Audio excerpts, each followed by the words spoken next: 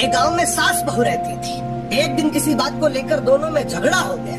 बहू ने मन ही मन ठान लिया कि सास को मजा चखा के रहूंगी। 1-2 दिन का टाइम लिया और बहू बीमारी का बहाना करके सो गई। 1-2 दिन तक खाना नहीं बना, दर्द से कहरा रही थी।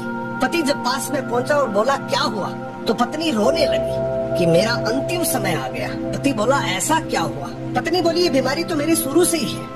मेरे को किसी ने मेरे पीहर में बताया था कि जब तुम्हारी शादी हो जाएगी और तुम्हारी सास गधे पे चढ़ के आएगी, मुंह काला करके, सर मुंडन करवा के, और वो तुम्हें पानी का लोटा देगी, वो पानी अगर तुम पियोगी तो ये बीमारी कटेगी। पति बोला बस इतनी सी बात, मैं तुम्हारे लिए कुछ भी कर सकता हूँ, तुम मेरे घर की लक्ष्मी हो। पति ने वैसा ही किया। पति अपने ससुराल पहुंचा, अपनी सास के पास जाके उदास होके बैठ गया। सास बोली जवाई जी क्या हुआ, आप इतने उदास क्यों हो? पति रोने लगा और बोला आपकी बेटी का अंतिम समय आ गया। सास बोली ऐसा क्या हुआ, क्या बीमारी लगी है?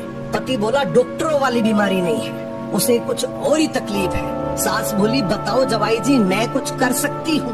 पति बोला हाँ आप ही कर सकती हैं, पर मेरे को बताते हुए शर्म आ रही है, लेकिन यहाँ जान की बाजी है इसलिए मैं आपको बता रहा हूँ। अगर आप गधे पे चढ़ के आए, सर का मुंडन करवा के, मुंह काला करके, और पानी का लोटा आप अपनी बेटी को दे और वो पानी अगर आपकी बेटी पिए तो ठीक हो सकती है। सास बोली बस इतना ही?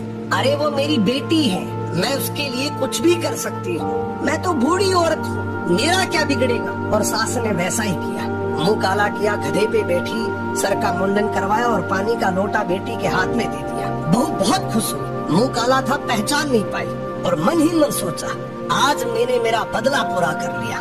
मुस्कुराकर बोली देख तिरिया का चाला, गधे पे चढ़ी और मुंह काला।